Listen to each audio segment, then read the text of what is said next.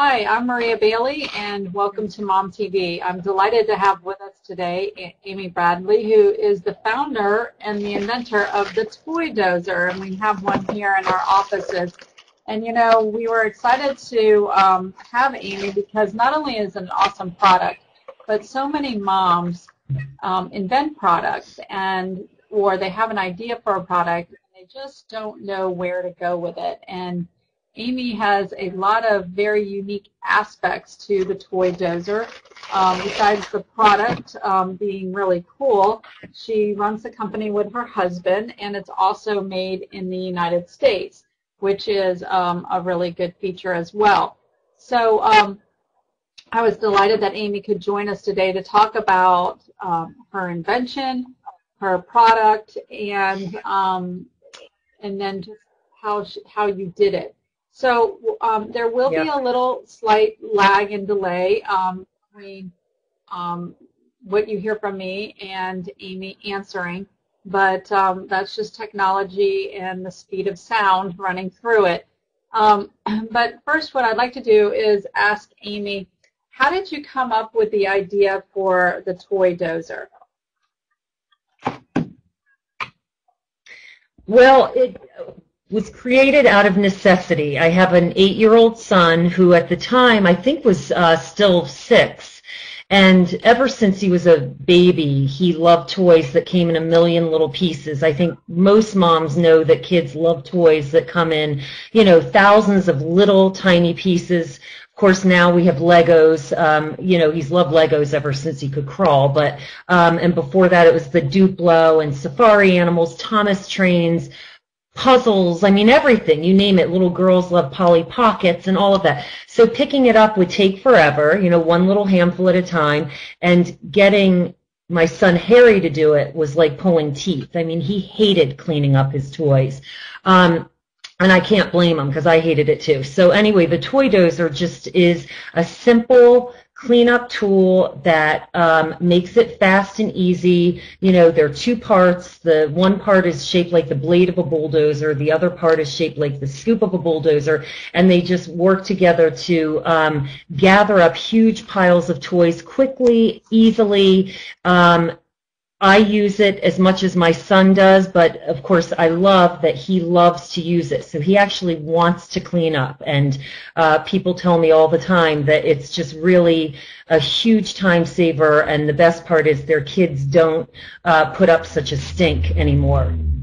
So that's how I came up with it. And I should say, I started researching things like it once I had the idea, and nothing like it existed. So that's when I knew I had to actually turn my idea into a product.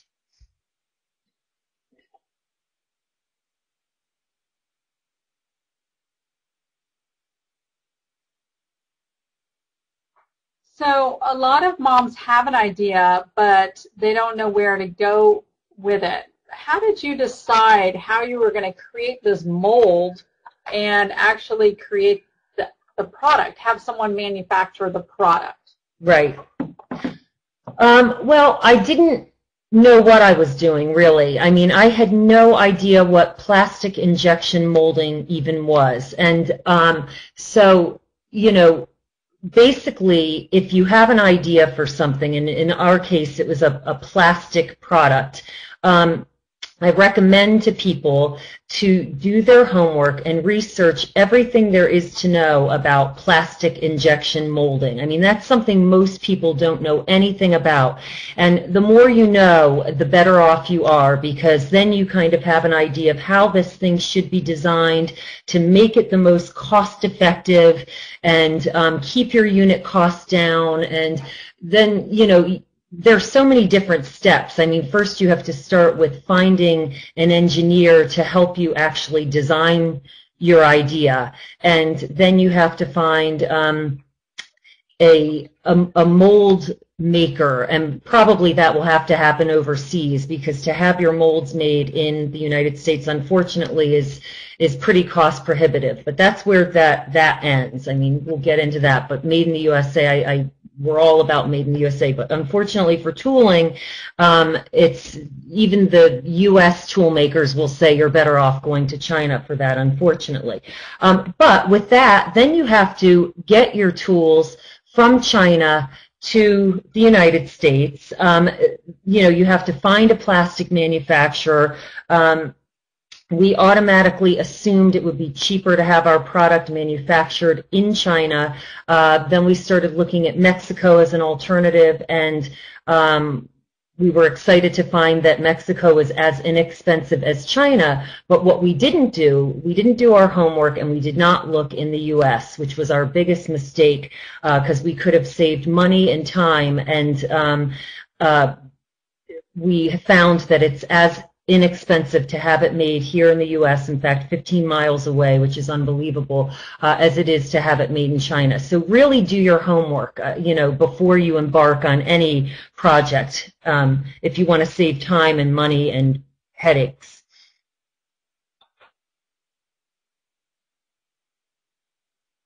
So I understand you're talking about China, but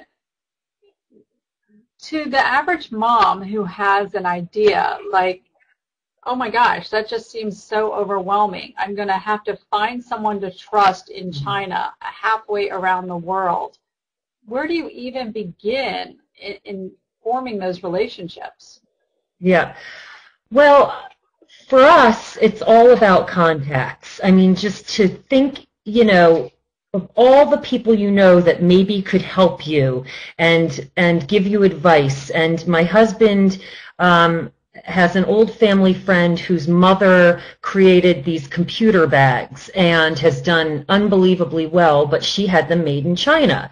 Now, computer bags are totally different than a plastic injection molded, product, but we went to her and she recommended some people that pointed us in the right direction, and we actually ended up with this engineer who helped us with our drawings for our product. And so it's easier than you think. I mean, especially now you can go online and Google anything, but I do caution people to really try and ask around for people that they've used or people that, someone they know has worked with, because we've made a lot of mistakes with, Elance, things like that, where you can go online and hire people without ever meeting them or without ever knowing anyone who's ever worked with them.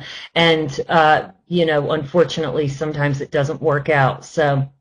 But it is overwhelming. I remember when we first started this, I was completely overwhelmed, especially thinking that I was going to have to get on an airplane and fly to, Shenzhen, China, to visit these factories to watch the production run. I thought, how am I going to do this and have a kid that I have to get off to school in the morning? So that's why we're really trying to push this, made in the USA, that it is possible to have it done here, and it's so much easier, and you can be hands-on and really have control of what's going on. So it's really a win-win situation.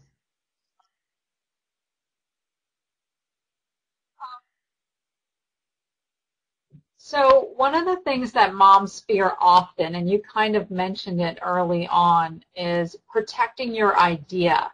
What did you do to protect your idea once you had it? You said you Googled and you couldn't find anything like it. So immediately the light bulb has to go off and you must say to yourself, I've got to protect this idea.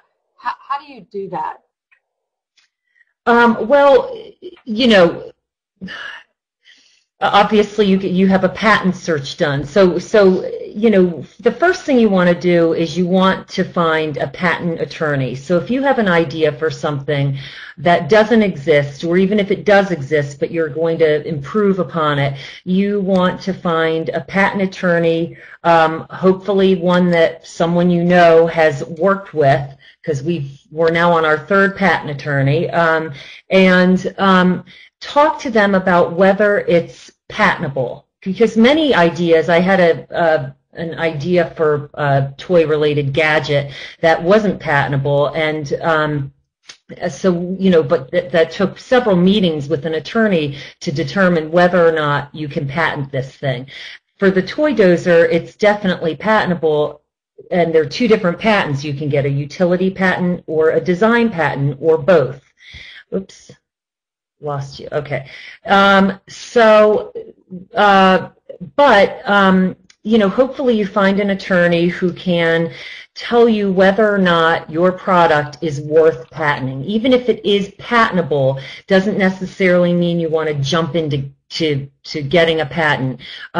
So there are provisional patents that you can get, which means, you know, you kind of you have about a year, I think, to apply for the patent. So you pay a certain amount of money, you know, fill out this application, and then you have a year before you have to officially apply. So if you're short on the funds, that's sometimes a good way to go, because patent applications cost thousands of dollars. And but you know, if you do have an idea that hasn't been made and is worth patenting, then I would suggest really moving on that and getting the patent application done, because otherwise people can really come in and take your ideas out from under you. So, you know, it's certainly worth it, but it's a long process. I mean, the whole patent application takes several months to do, and then you have to wait over a year before you even find out whether you've gotten the patent. So right now we are patent pending, and we probably will be for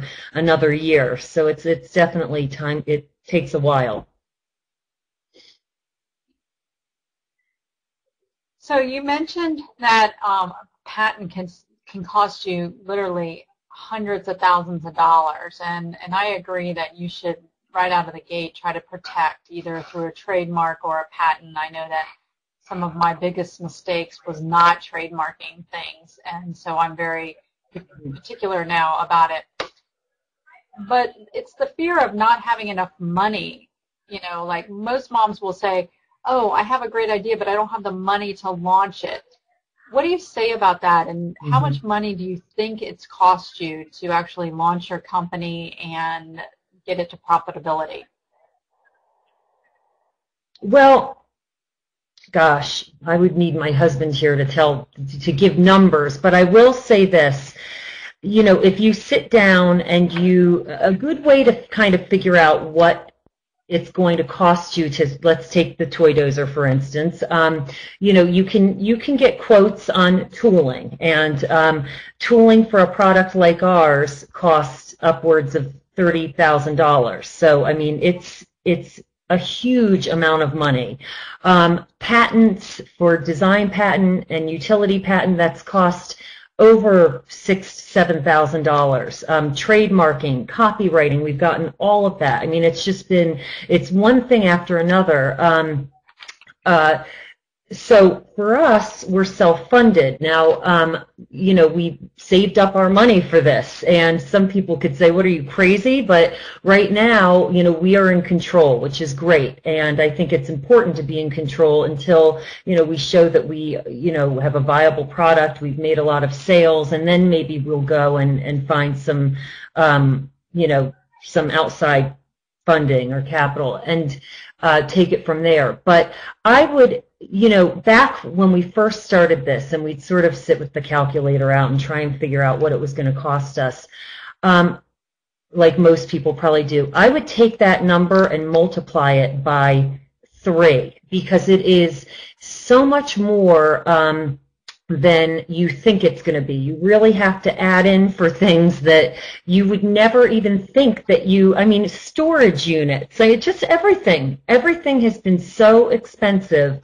And I wish there were a bit of advice. You know, obviously we've made mistakes. I would definitely allot a good $10,000 for mistakes. I mean, we have labels in our basement, probably 20,000 Toydozer labels that we'll never use. And so definitely, you know, really try and do your homework and figure out whether you can afford it, because it's more than you would ever imagine it would be.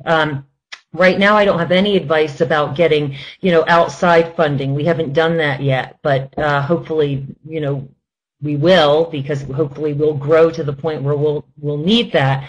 But I also, you know, it's very difficult because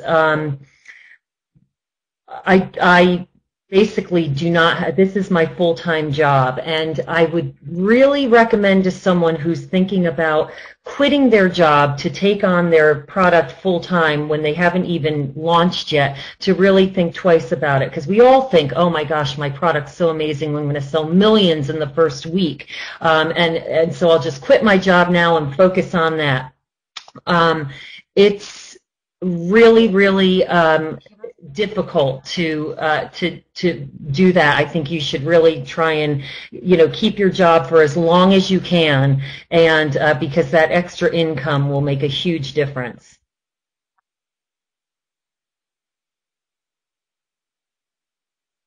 Okay, well, now that you've scared everybody, I'm sorry, but it's true. You have a great idea. You have a passion, and I don't want you to scare everyone away from following their passion, but can you talk a little bit to, it is possible to follow your passion. It's just a matter of how you do it, right? Yes, definitely. I don't mean to scare anyone away. I think it's maybe it's the stage we're at right now in this. I think that you come to a point where I would not trade what's going on now for anything. The risk has all been worth it. It's been amazing. I've never learned so much. I've never worked harder. But I just think that you really have to be prepared, because I've heard horror stories from people who aren't prepared. They quit their jobs.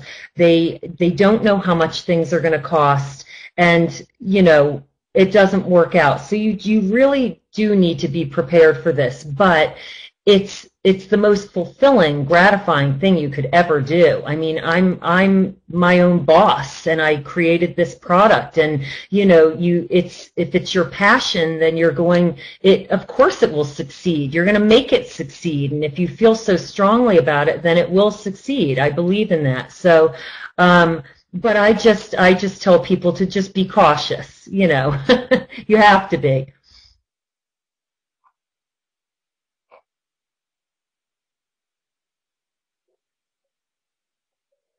So tell us a little bit about the story of how you get your product into a retailer, because everyone has this vision that I'm going to create this one product and make millions because it's going to be in every Walmart store across the United States. Can you talk a little realistically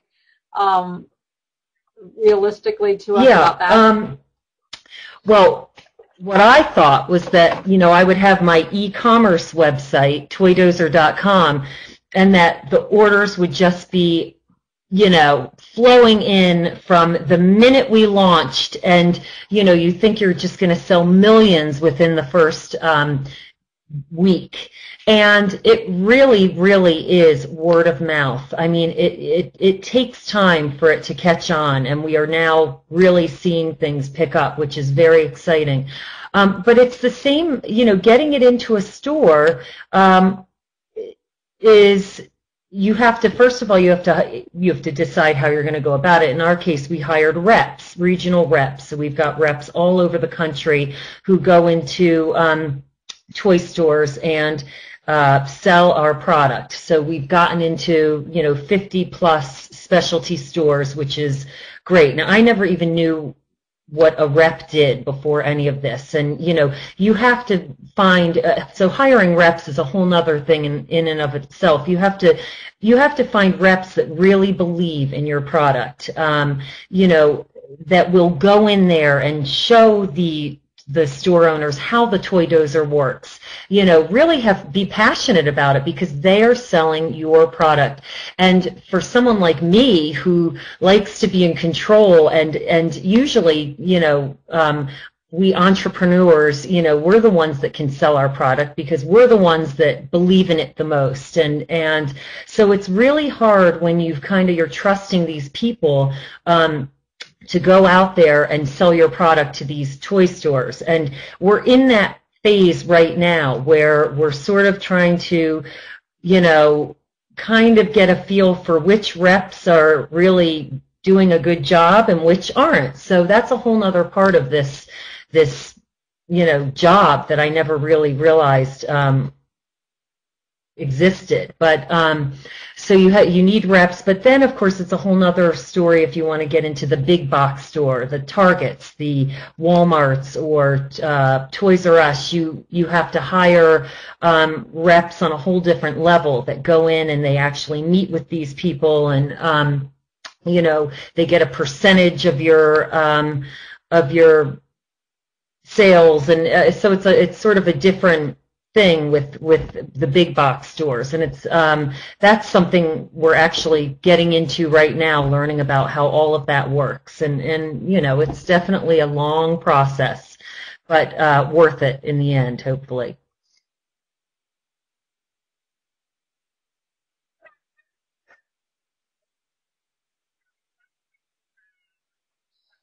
So how do you balance the challenge of, let's say tomorrow that Target wants to take the Toydozer and put it in all of their stores? How do you balance the fact that Target's not going to pay you for that product for 90 days?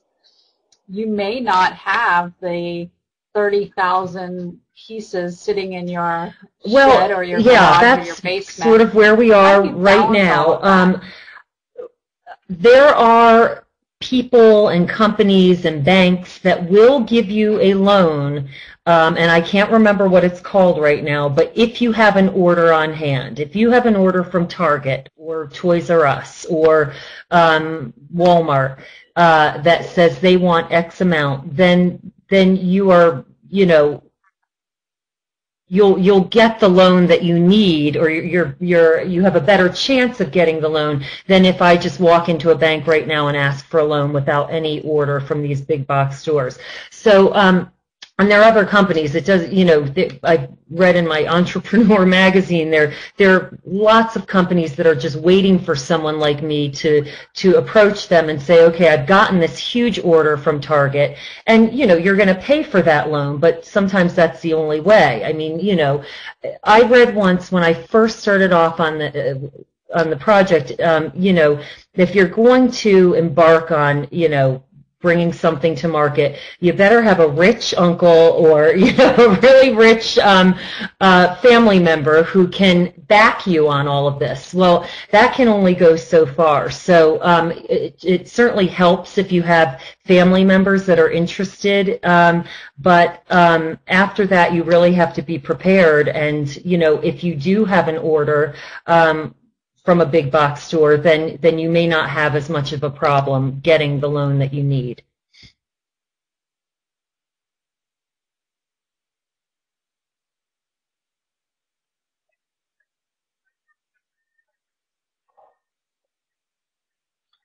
Okay, so we talked about the actual product, but one of the things that I think is most beneficial also in building your company is the side effects. And one of the side effects that I've found that is very positive in my life in building my company is the example that I'm setting for my children. And you mentioned your 8-year-old son. When I look at my kids, they get to watch me be passionate about something. They watch me demonstrate my skills. They watch the ups and downs of my business growing.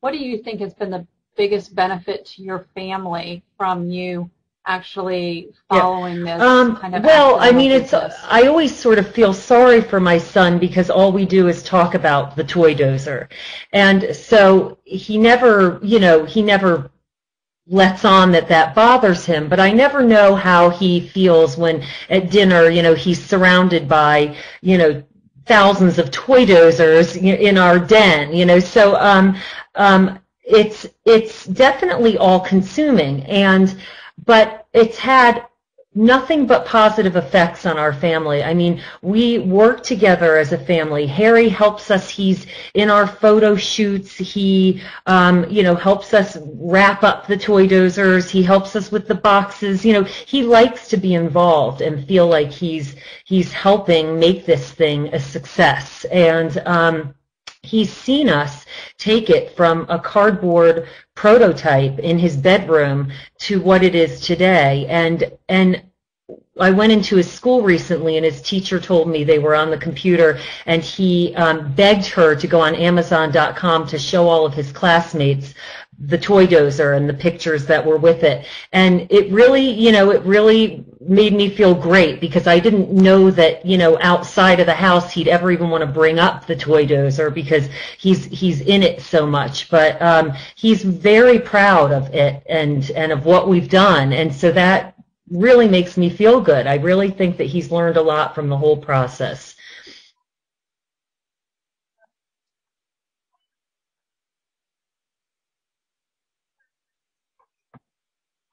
Well, we're almost out of time, but we have 2 Toydozers in our office that we're going to give away to 2 of our viewers today.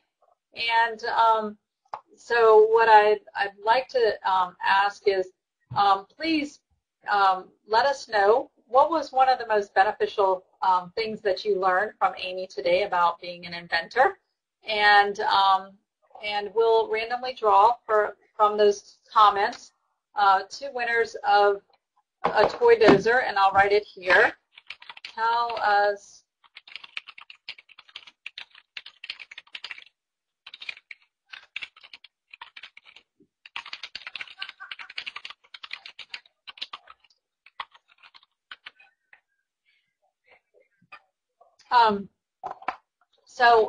Amy, while we're letting all of our audience chime in for a chance to win a Toydozer, what would be your one piece of advice for those viewers who have an idea in their brain? Gosh, well, make it a definitely, reality like you did with the if you have an idea that you think is worth pursuing, then you have to go for it. I mean, you really do, because you will never know unless you try. And there are plenty of steps to take before you really have to make that final commitment. So really, just even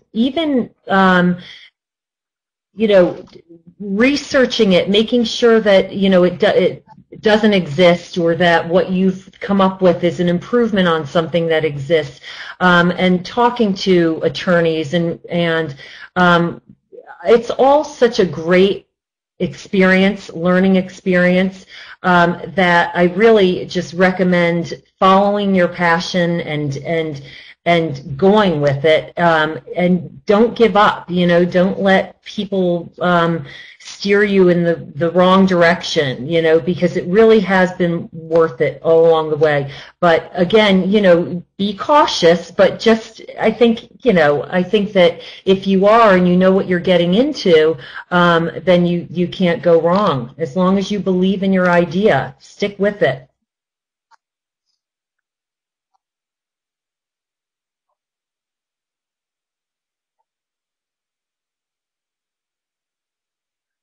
Okay, well, we're going to let Amy B select 2 names who are going to win their very own Toydozer. I want to remind everybody that you can go to toydozer.com, where you can check it out and hopefully buy one. This is a great gift for any new mom, that's for sure, and or a mom who may already have kids who this would be a great birthday because it's present. It really makes cleaning up very, very easy. Mm-hmm. Amy, let me ask you one more thing. As far as making it in America, we first were having it made in Mexico, and it was a disaster. We got it, and 85% of our product was damaged. So we knew we had to find a better solution, and we just happened to. We started with manufacturers close to home. We thought, well, God, wouldn't it be great if we could just drive to the plastics, manufacturer in one day. Before we were, booking flights to Mexico. And so I called around and I found 4 different manufacturers within, 30 miles of my house, and they all came within 10 cents of one another. And so I don't know if you want to call it luck or if you want to call it just, it's something I never even realized I could do, would be have this, have it manufactured in the U.S. It was just incredible to me that it would actually be cheaper to do it here. So just, pick up the phone book and look in your area first. And if not in your area, then go a little bit further out. But, it's possible to do it here in the U.S. It's for sure.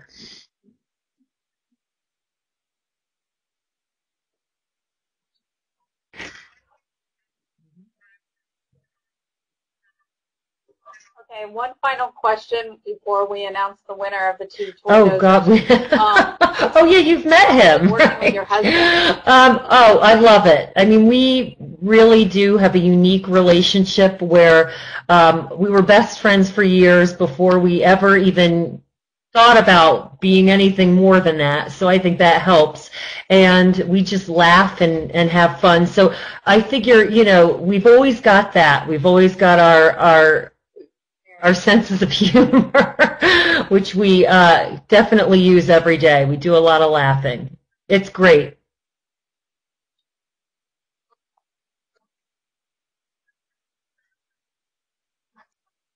Yes. Oh, he's quite the passionate person. Okay, so congratulations to Amanda and Sandra for they're the winning people of the Toydozer. So, Amy, thank you so much for sharing your story with us on Mom TV, and thanks for all of our viewers. Hope you check out the Toydozer.